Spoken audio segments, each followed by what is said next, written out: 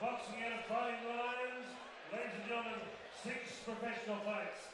At 69.9, 5 kilograms, white trunks with black trim. Would you welcome back Matt Smith in the red corner. 4 rounds of boxing. Here's your referee, Alan McCall.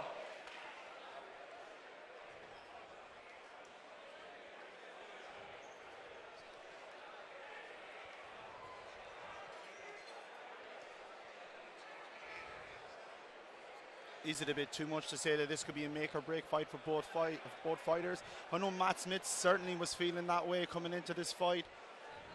What do you reckon, Mike?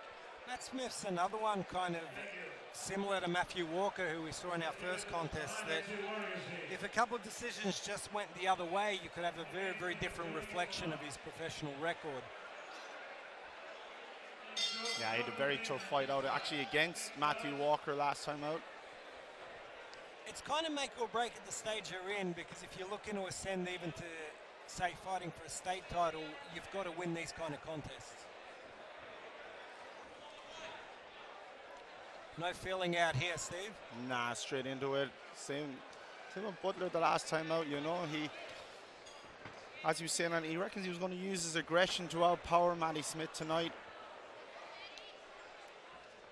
Just wants to be effective using that and not rush into anything stupid.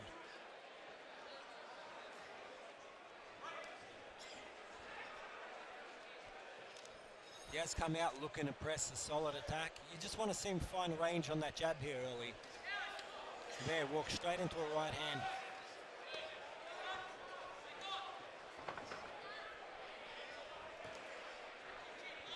Both fighters, 1 win on the card. Josh Butler against that absolute cracker against Portelli last time out. And Matthew Smith with that. Well, Matthew Smith's last victory on debut, 1.5 years ago almost. He'd definitely be searching a second taste of victory as he lands a cracking left hook. Yeah, that was at the Royal Exhibition Carlton against James Allen, I believe it was.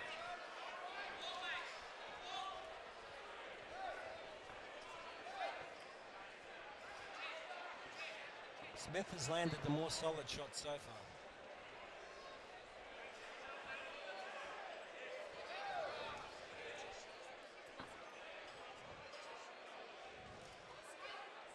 Butler slipping well, but just putting nothing behind it, you know.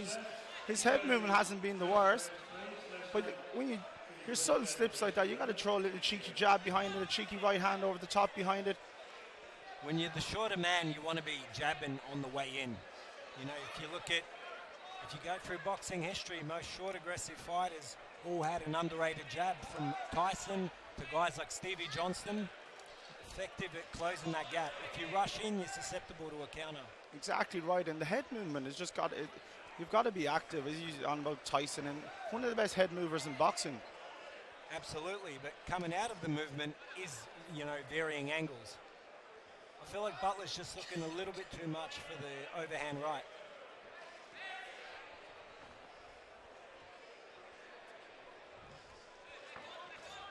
Nice jab there by Smith. Yeah, I'd like to see him just keep the fight there, to be honest. I think he'll have plenty of success if he can just keep the range, keep the distance. Because Butler's head movement, as subtle as it is, as I've seen earlier, there's just nothing coming off it. And I think, and unless he starts working on that, we're going to see rounds like that. I've just shaded that one to Matty Smith. Yeah, I thought Smith won it quite comfortably. Controlled the range, controlled the distance, and landed the more effective shots.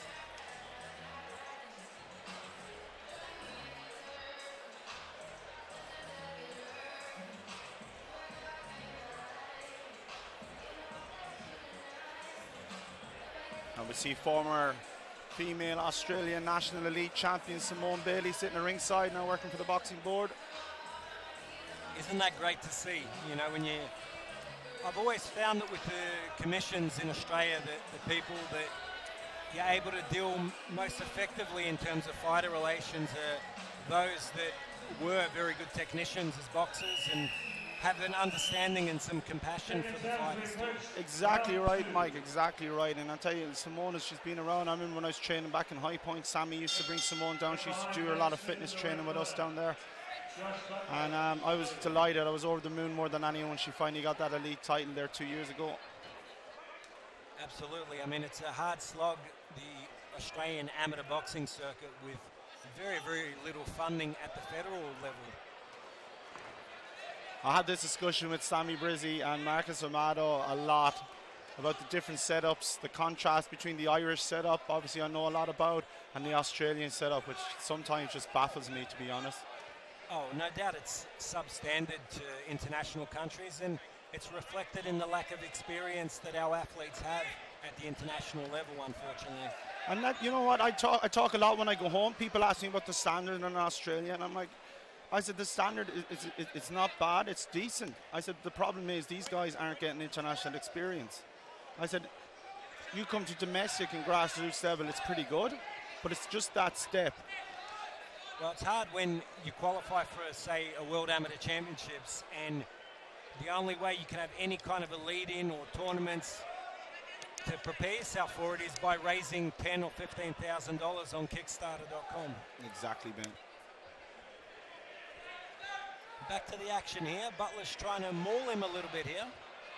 Yeah, well, he made no secret about that before the fight. He reckons that was his way in. He was going to use his aggression to sort of overcome Matty Smith's, we would say, superior boxing skills here. But, you know, I think if Matty Smith stays on that jab,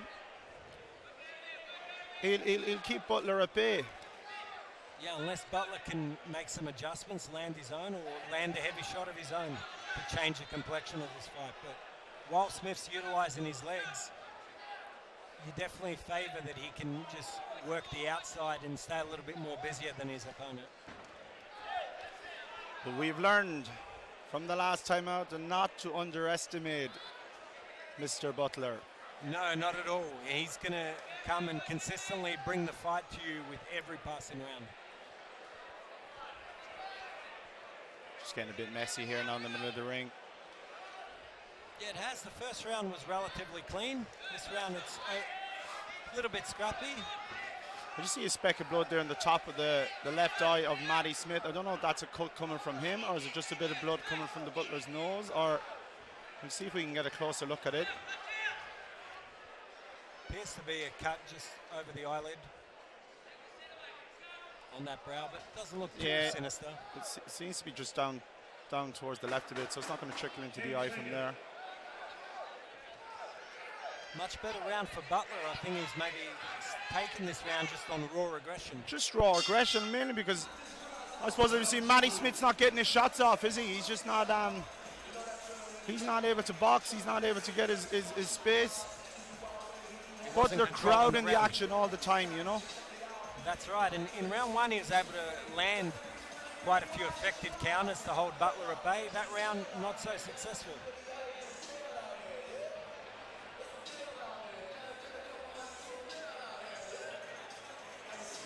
We throw down a 1-1 for this one. That's Mikey right. boy. And next week, Stevie, of course, I'll be in Tasmania. Luke Jackson, yet another homecoming, headlining what should be a great show against Sylvester Lopez for a WBO regional featherweight title. That can be found here on Live Boxing. Should be another great night. Luke draws an enormous crowd. Promoter Adam Wilcock and Fight Card have done a great job building him. Yeah, we wish Lukey all the best. And he's just trickling along nicely, Luke Jackson. I've seen the photo a couple of times, and he's doing some good work there with Billy Hussein over in Sydney. But of course, Luke makes Billy's job very easy because Luke is a very, very disciplined man, and he's just sponge-like. He just soaks in everything you tell him. He's a true student of the game. You know, he's one of the most consistent athletes I've worked with over my years. Butler having success here with the hook. Seems like he's just slowly overpowering Smith in this round. Maybe that game plan, Steve, is coming to the fore. Yeah, he just seems to be wearing down Smith a small bit. You know, I expected Smith to sort of get back on his jab a small bit. But as we said, we don't underestimate the will of Josh Butler, because he wore down Matt Pertelli in the last fight, and this seems to be his game plan again against Matty Smith. As we said before, they've sparred loads. Both should know what to expect from the other. He's been mugging him on the inside, and if it becomes a scrappy fight, you have to favour the natural strength of Butler. We say that, Smith lands a nice right hand, and both guys actually exchanging some heavy shots there. More effect seems to be coming from Butler though at the moment. He's just working on the inside, and the judges are going to look at that. Poor Matty Smith, he's just holding. I know he can't do much, but Butler's right hand is going. Solid right uppercut there by Butler. Matty Smith nearly landing out on top of us here as both boys go back to wrestling again.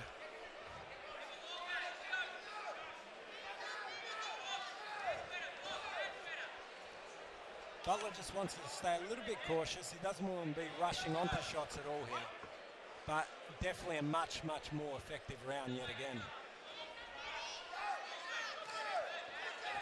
Matty Smith with a short right hand, but Butler just keeps coming forward. And the inevitable has happened. Yeah, I was waiting for that the last couple rounds too. But you know, you just got to give it to Josh Butler, don't you? He's just persistent. You know, and it's working. You know, he's once again he's come through with this round in the bag, and he just seems to be wearing down Matt Smith. Well, there were signs of concerns in the first round where he just didn't seem to be able to establish his range and was squaring up and getting hit with counter shots. But he's turned it on its head just with raw aggression. Being a little smarter and doing this, mugging Smith on the inside. 10 seconds. So if you're Matty Smith, do you go back to boxing? You go to try and hit and move? Or do you try and say, hang on here a minute, I've got to start putting my foot down, I'm going to walk this guy back? I don't think he has the legs anymore to hit and move, but that's the only way he knows, because there's no way he can physically match Butler in there. Well, we're going to give that another round to Josh Butler there. So after 3, 2-1 up. Correct.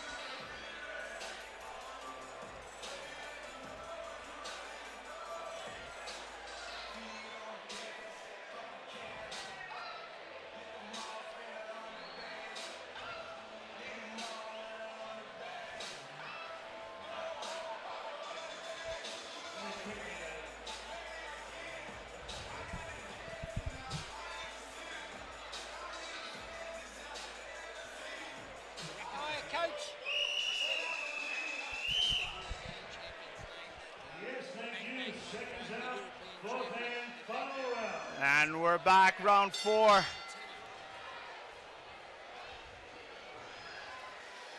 And we see Josh Butler opening up with jabs of all things. Didn't think I'd see that. We're back to the wrestling again. Oh, beautiful little right uppercut. Follow in with the left hook. He's had success with that punch. I think Smith's legs slowing down just enough that he can time him with that shot.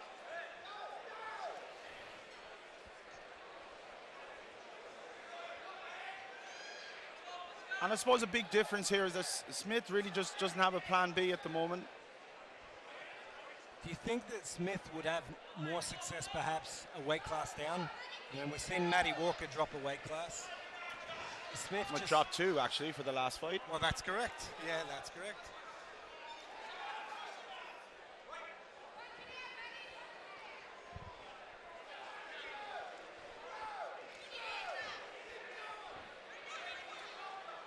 Butler just loops that right hand. Smith could see it coming, he just couldn't do anything about it. Alan McCall having a word with Josh Butler.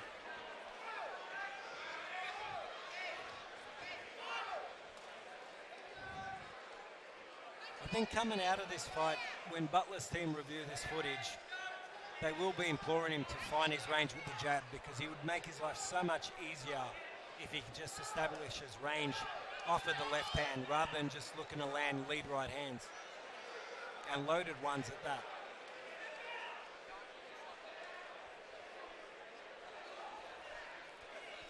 Yeah, look, it's not really been a crowd pleasing performance, but very effective from Josh Butler. But exactly right, Mike. You know, they'll probably try and get him back to boxing, getting back to his jab, but he seemed to have it in his head from day one. He had a game plan here, and he's just sticking to it. I guess it's been effective because it looks like he's on his way to sweeping this round too, and no doubt winning the contest. He lands a solid right hand. But it's a one-punch hold, one-punch hold. Yeah, it's kind of John Ruiz. And poor Matty Smith just doesn't have the legs really or the energy to offer much back. He doesn't have the physical strength to keep going with this guy. But cracking overhand right there by Matty Smith, as I said that. Both guys lining up home run hits. Matty Smith looking at the referee there. I think Josh Butler just came in a bit close with the head, but you know.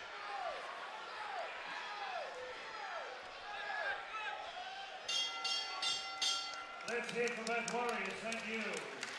I dare say Butler's ledger will be moving to 2-1. Yeah, I agree with you there, Mikey boy. I think Matty Smith and Cole are going to be a little bit frustrated by that fight. They probably had a plan to sort of outbox Butler, but it was looking $1 million after round one. Very hard to sustain and very hard to keep that up. No plan B.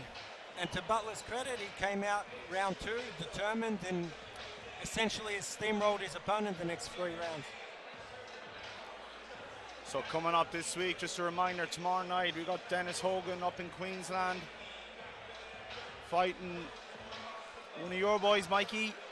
What? Pronounce it, Mikey. That's it, Mikey. Yes, I've looked at it twice. I can't pronounce it. As we said, we reckon that's just going to be an all-out war. Also Sunday night on liveboxing.com.au, we've got Rebellion Muay Thai in New South Wales. And next week, as we talked about earlier, we got the Jackson show. But also here, Peninsula Pride, featuring Brad Pitt, Kane Watts, on a Brian Armatruda show here next week as well. So, boxing alive and well in Melbourne, Mikey boy. It's great to see so many shows scheduled. I remember days when I was growing up where there was maybe only a show every 8 or 9 weeks. So it's a fresh change in the industry. Yeah, it's fantastic. And you know what, I think I like the fact that majority of promoters are getting back to putting locals versus locals, getting the old school draw back, and no better advertisement than that than the last Jake Ellis show here, where the roof was just coming off the place after the second fight, and it just maintained that all the way through. We go to Howard Lee for tonight's decision. Our 3 judges all had the same score totals. Lynn Kennedy, Anthony Hickstein, all had it 39-37. Your unanimous points winner comes from the blue corner, Josh Butler.